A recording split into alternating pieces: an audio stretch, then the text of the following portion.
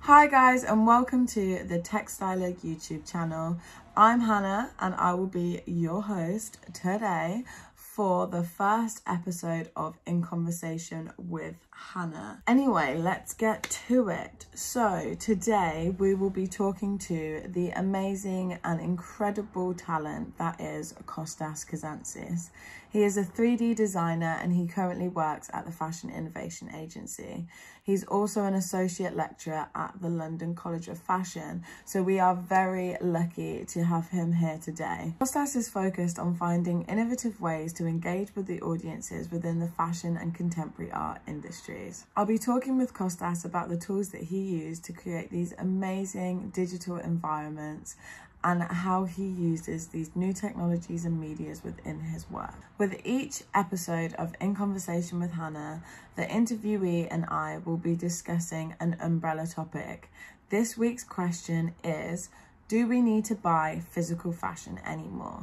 I thought Costas was a great person to ask as he's a creative that works towards a fashion future where the digital realm and the physical realm work synonymously together. So without further ado, let's get stuck into this video.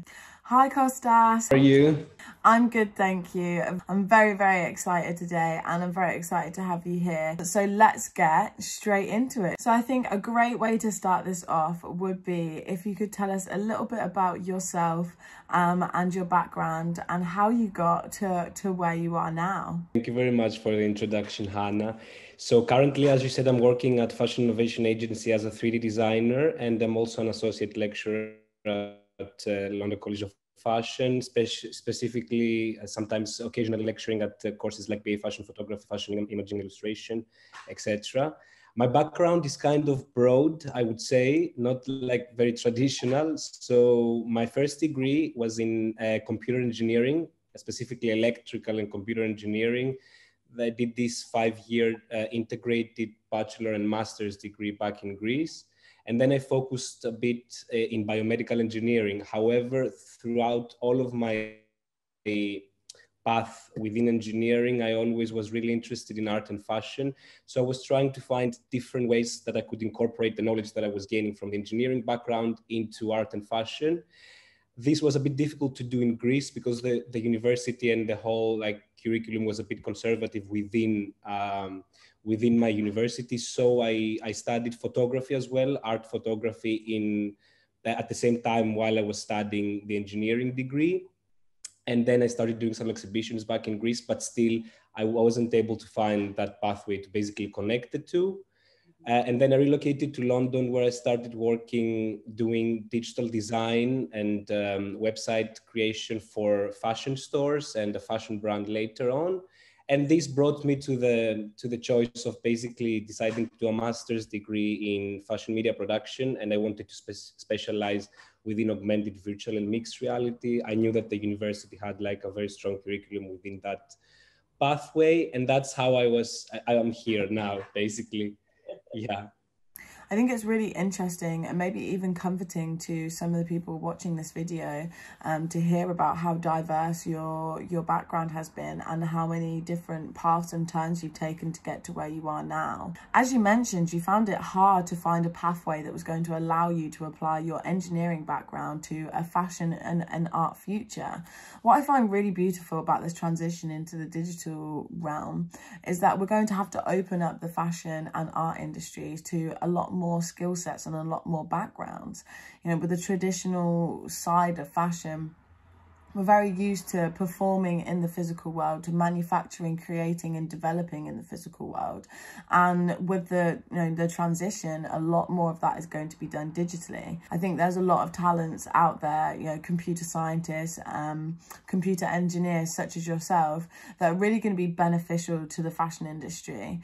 And speaking on that, your work at the FIA is insane, and super fashion forward, really pushing that momentum of transitioning into the digital world and really showcasing what the digital realm can do and how far it can go. And the possibilities are endless.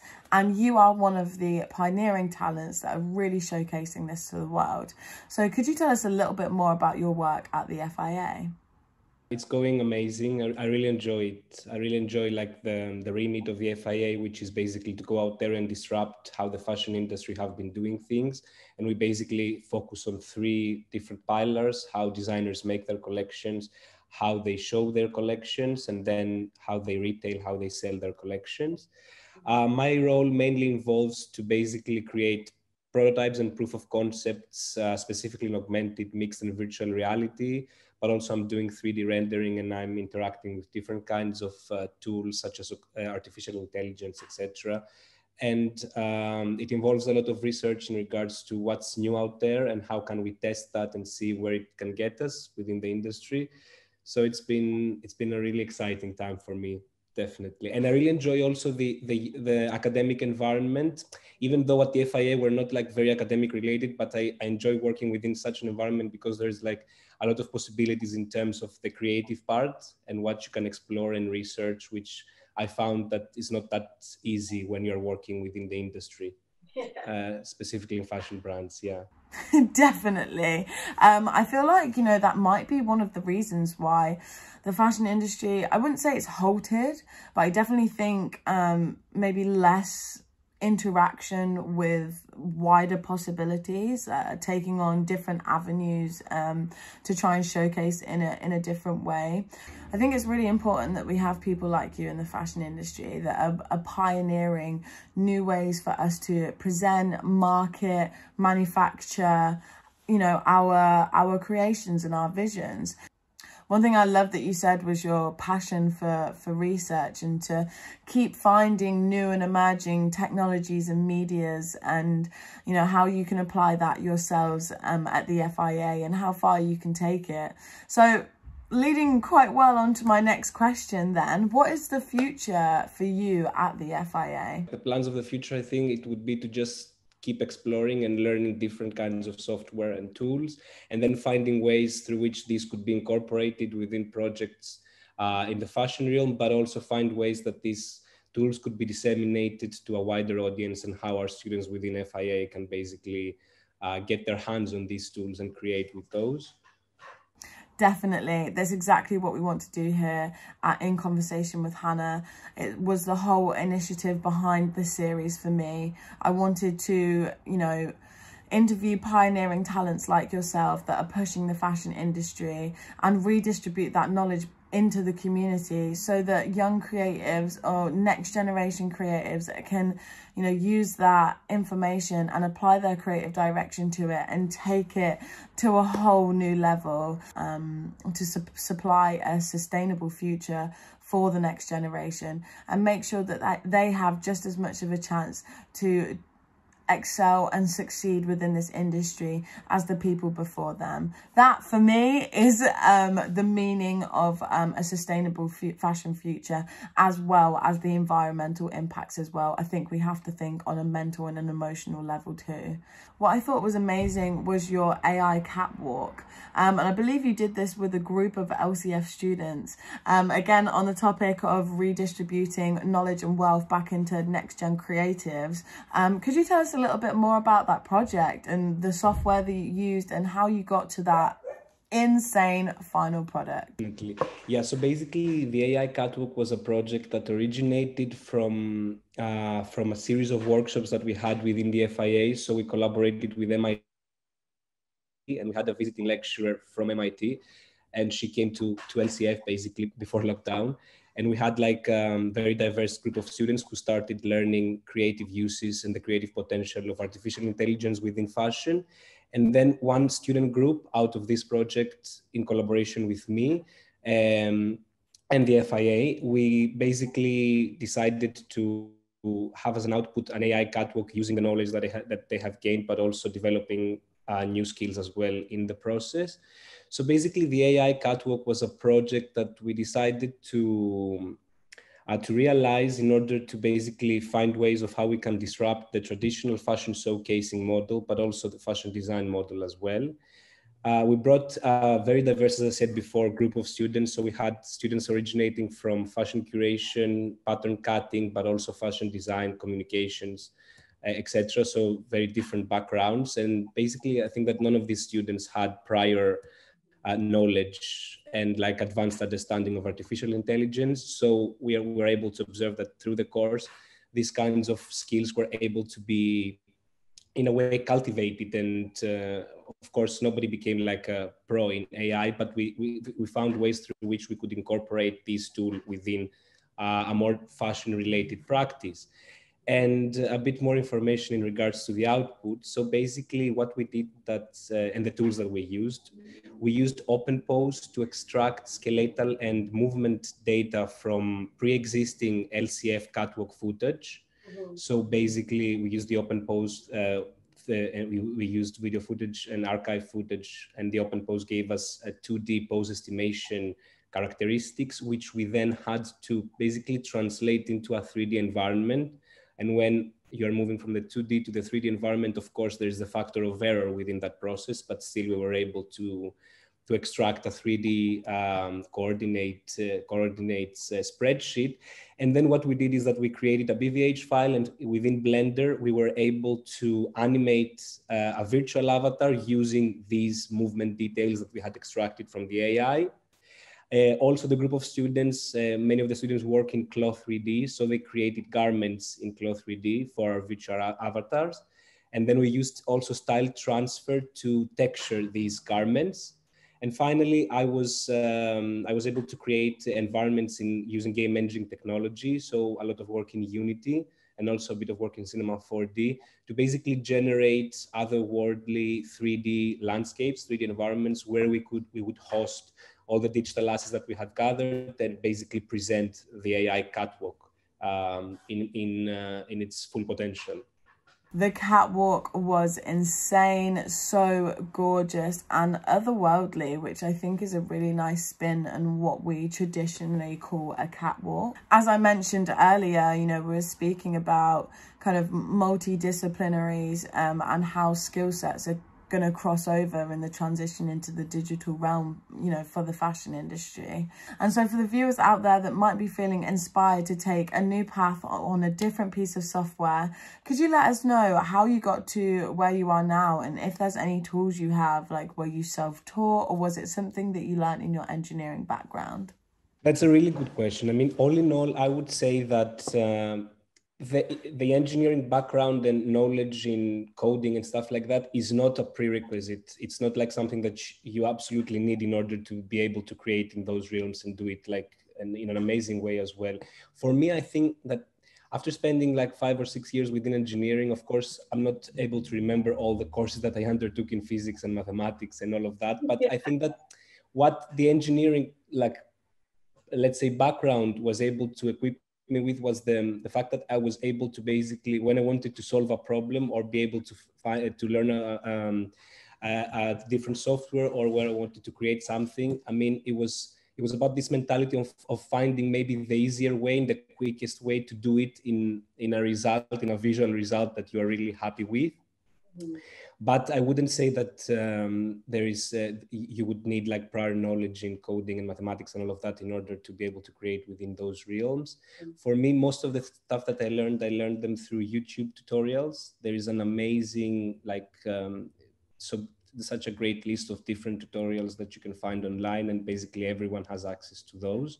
And that's basically what I'm more happy about within this, like when you're working within this field, that this virtual, let's say, online and shared community is generated where people keep sharing both tutorials, but also assets. You can download even sample projects, and then you can play with some parameters in those projects and create visualizations that you want, or download different like sample projects and then mix them together and create what you want. So there's so many different ways to be able to achieve what you visually want to achieve.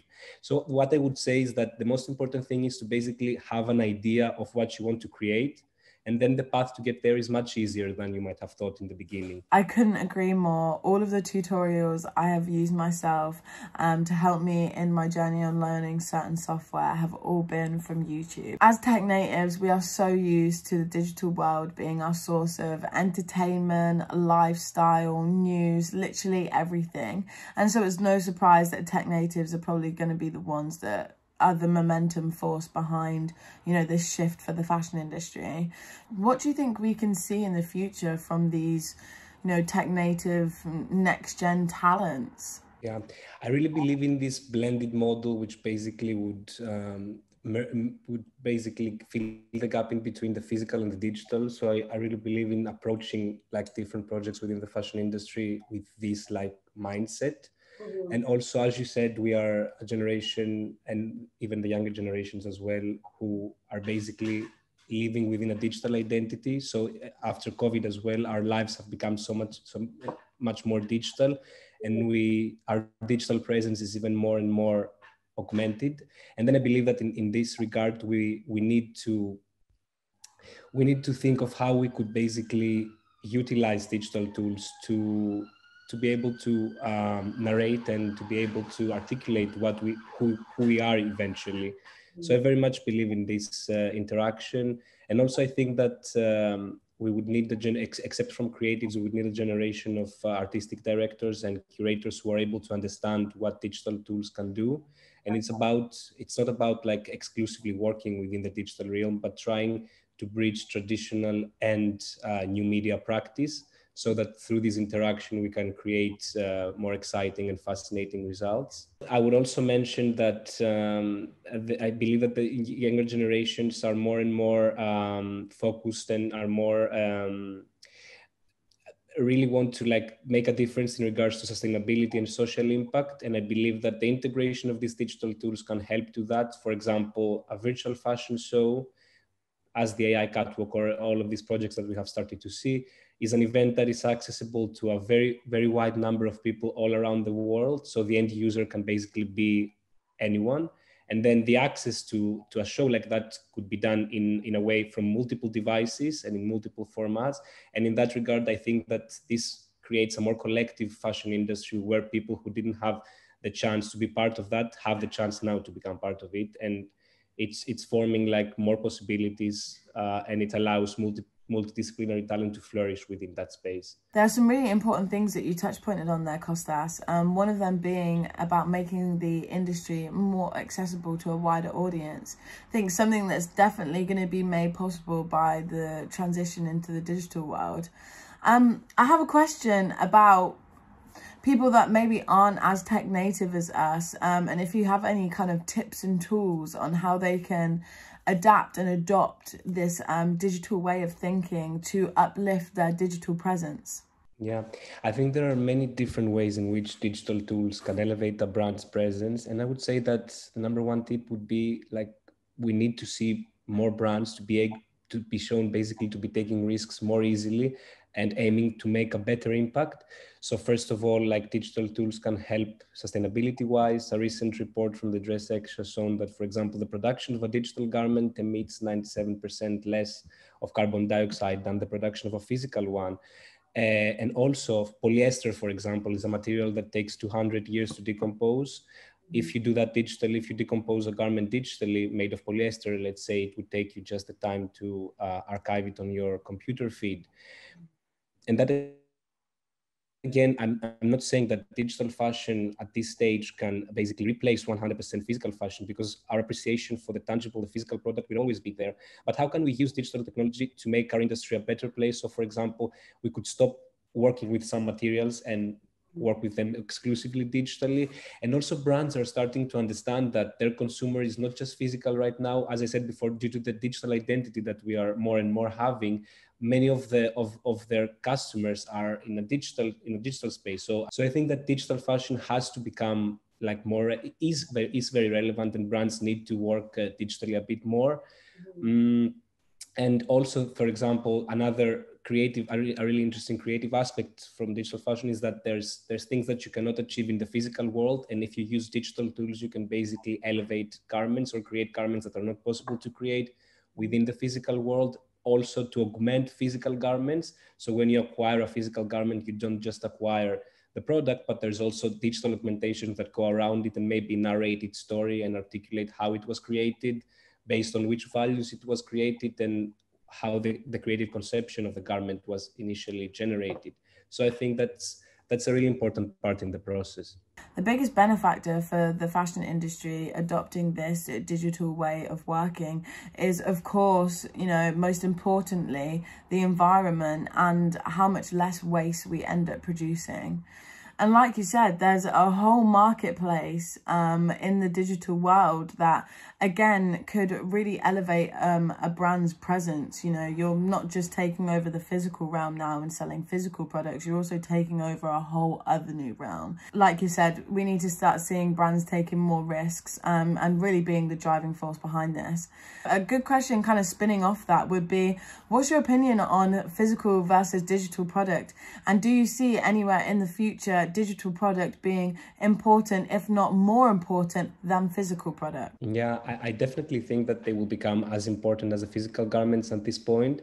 And that is due to the fact that our identities are becoming more and more digital, as I said. And also, I was having recently a discussion, and I was thinking, for example, that the newer generations from now, like since our smartphones, for example, are going to become like different devices, like what is going to happen in the future, I think, is that the blending of the physical and the digital would be much more seamless. So basically, younger and newer generations won't be able to understand that we had the screen as a dimension to interact with the digital world. So like in the future, we are going to be merged within that, and we're basically going to be immersed into environments where the physical and the digital will blend seamlessly. And in that context, I think that digital fashion will actually become as important as physical. And this could be done through digital only garments, but also through augmentations of the physical garments, or all of that.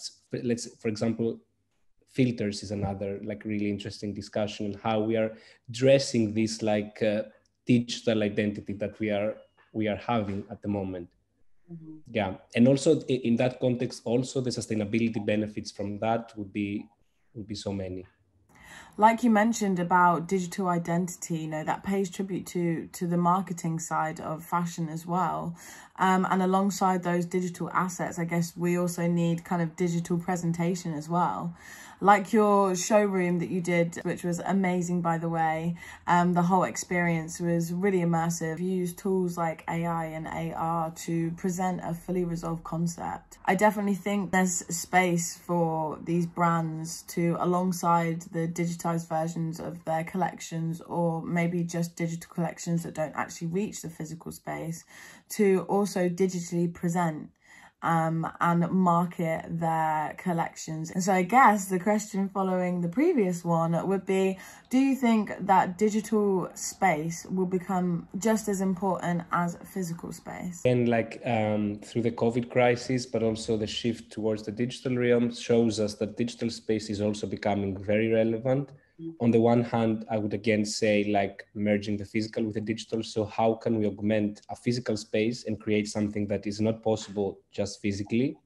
But then digital only spaces are extremely as well relevant. First of all, in gaming, in the gaming world, but also in creating these spaces which are accessible from a very wide audience, as we discussed before.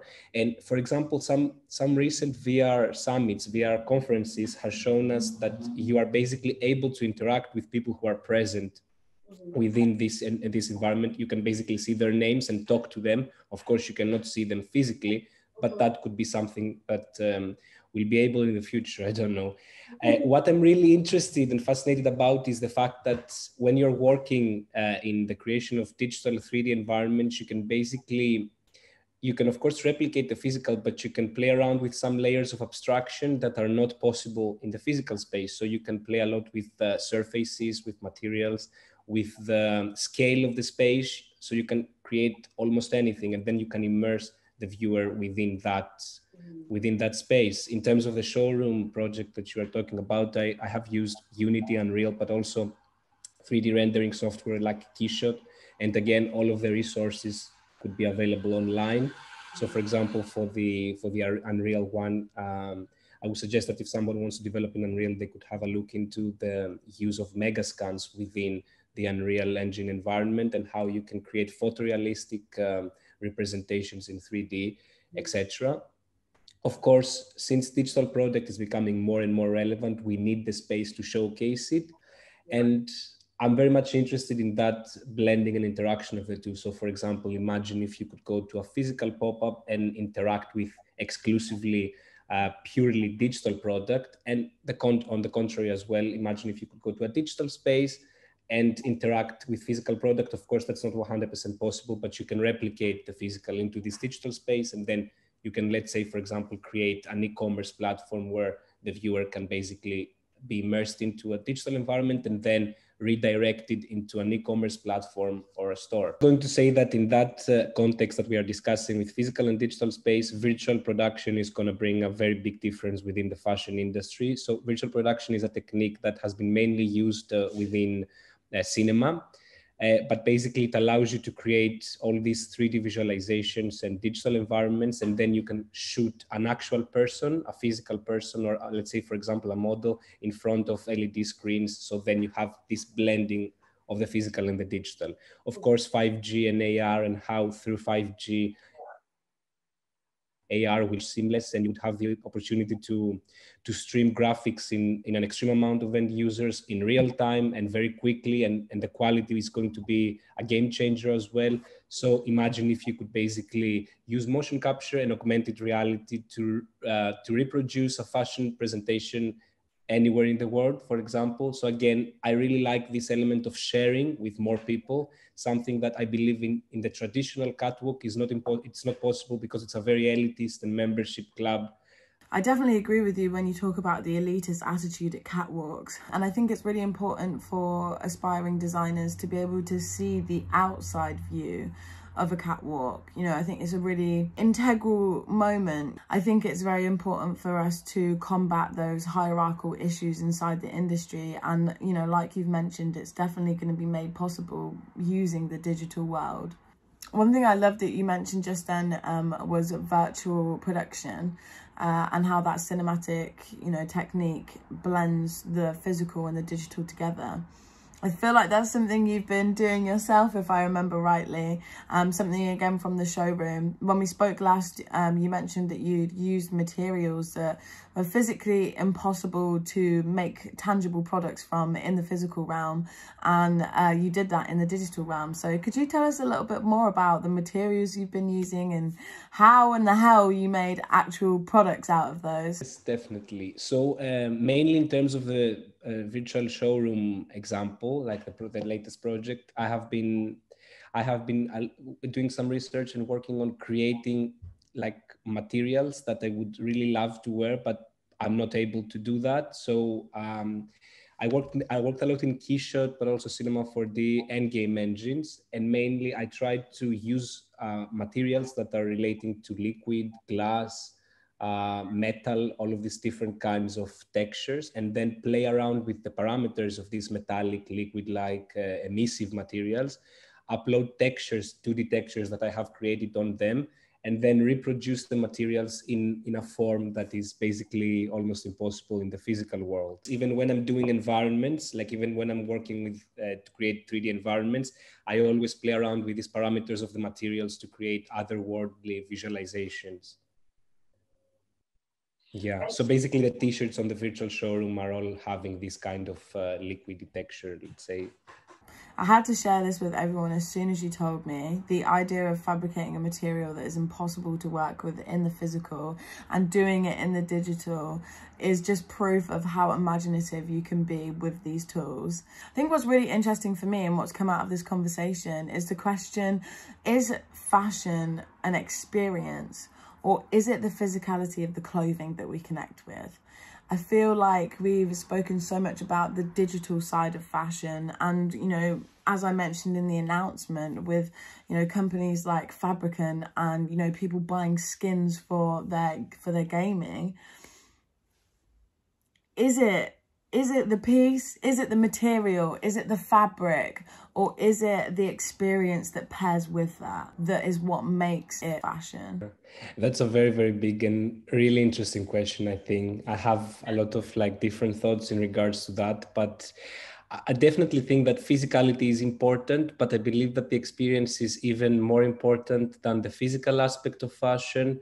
And I would give, for example, like the different catwalks. Like it's an event which radiates the aesthetics behind the brand, and brands are trying to create fascinating experiences for audiences in order to host their assets, their products, whatever. So it becomes more of the experience of being there and looking into this exciting and fascinating experience. But also the actual act of buying and wearing a garment is basically an act of an experience of you sharing with the world who you are, or how you see yourself, and how you want to be, how you want to be inside the particular community, etc. So in that sense, I think that the experience plays a very, very big role. And sometimes you wear a garment and you might forget the garment, but you will always remember where you wore it and with how many people you were with, who were those people, and what happened in that regard. And since in the last few years, our experiences are becoming more and more digital through COVID, but also through the shift in new media, etc. I think that we have to focus a lot on the digital experience as well, and try to host fascinating and exciting digital experiences within the fashion industry, and basically also create digital assets who were able to augment these experiences in a way. And I've seen like many different projects who are creating these amazing digital experiences, which could be accessible in a variety of different ways. For example, interactive e-commerce experiences, or digital virtual fashion shows where you can access them from different parts around the world, and other examples as well. I think that I'm really interested in designers who design digitally, and they, as we discussed before, create designs which are not possible to achieve in the physical realm. So one part of that would be the materials. So for example, when I see a digital garment which plays a lot with materials, and you see textures like, as again, metallic textures or textures that remind us liquid, that are not possible to have in the physical world, that's when I really connect with a digital garment. But also apart from the materials, I would say that augmentations and animations play a very important role. So the creative potential that you have in the digital realm is exciting, because, for example, the garment can be animated on top of your body. It can be created with different elements within the digital realm. So I think that these kinds of visualizations and pathways are what makes me really connect with a digital garment. And I also don't need to have that garment physically. I completely agree that with the increase of our digital experiences in our day-to-day life, that we need the digital material to kind of pair with that. I guess that kind of answers my question. Like, digital assets aren't tangible, you know, so the only side to it you do have, I guess, is the kind of emotional connection to it. Which is, I guess, what I'm relating to when I ask the question, is it more about the physicality, or is it more about the experience that we call fashion? In the real world, in the physical realm, you have the tangible product as well as the emotional led experience. And so I guess there we have it, guys. Question answered. So we're actually getting towards the end of the interview, which I'm very sad to say. But I wanted to ask you one last question, Costas, and that is, what can we see from the future of the digital fashion world, and where do you think it's going to go? How far do you think it's going to take us? What excites me the most in working in these fields, like in between fashion and technology, is the fact that I really want to see how we can basically use digital tools as an industry to create this collective, shared virtual and online experience where more people are going to become part of the equation, and they will be also able to generate assets and share them. And I really want to see how this would go, because from the one hand, there is an extreme freedom in that field, but on the other hand, we need to figure out some elements which are related to the ownership of all these assets, because like you can find a digital asset online and you can open it in a 3D software and then you can manipulate it, and that's amazing. But then who is credited for that asset? So I think that these are some questions that we need to solve in the process. But on the other hand, we need to explore the potential of how this space connects us more than alienates us, because I think that it connects us more than it alienates us, even though it's digital and it's not physical, etc. We have to find the ways that we can be connected within that environment. And then the other side of that would be how we can use digital tools to create new visualizations and new creations, basically. So, for example, AI is a field that I'm really interested in, because it has been mainly used within the fashion industry to automate quantifiable business needs. So for example, predicting trends or predicting what consumers want to buy. But since creativity is something which is almost impossible to quantify, how can we use AI to basically explore different creative potentials? That's like a really fascinating subject. And seeing from the AI Catwalk, the fact that traditional courses, but also new media courses came together and using the tools, they created something completely new and disrupting. I want to see how collaboration is going to basically be formed within that environment. I'm really excited about that. I completely agree. I think the beauty of the digital world is how much it connects us all. And I think that will translate into where the fashion industry goes inside the digital world as well. And from that point of view, I'm very excited to see what opportunities that opens up for people. And I definitely think, like you said, collaboration stands at the forefront of where the fashion industry is going to go with this. I think that's really important. I mean, it's going to open up everybody's skill sets, most definitely. Again, super beneficial for the next generation to have this toolkit of knowledge that they can, you know, apply in multiple areas. So, Costas, that interview was just amazing and so insightful. And I'm so grateful to have you as the first pioneering talent on the In Conversation with Hannah series. Thank you so much for joining us today. Thank you so much, Hannah. It was honestly my pleasure and it was great to be there. Thank you so much.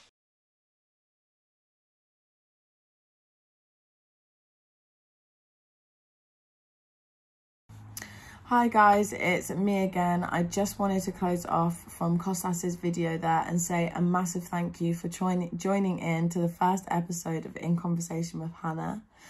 I hope it was just as inspiring and insightful for you guys as it was for me to interview Costas.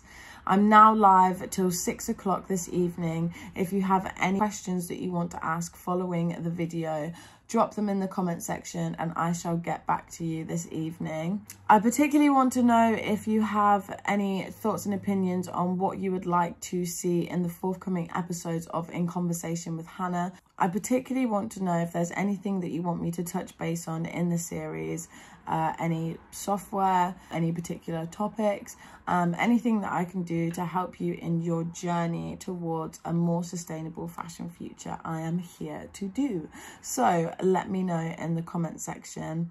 Once again, thank you so much for tuning in. If you like the video, please give it a thumbs up. If you'd like to stay on top of the In Conversation with Hannah episodes, then turn on our notifications and subscribe to the Tech Styler YouTube channel. Yeah, thank you so much. And I'll see you next time for the next episode.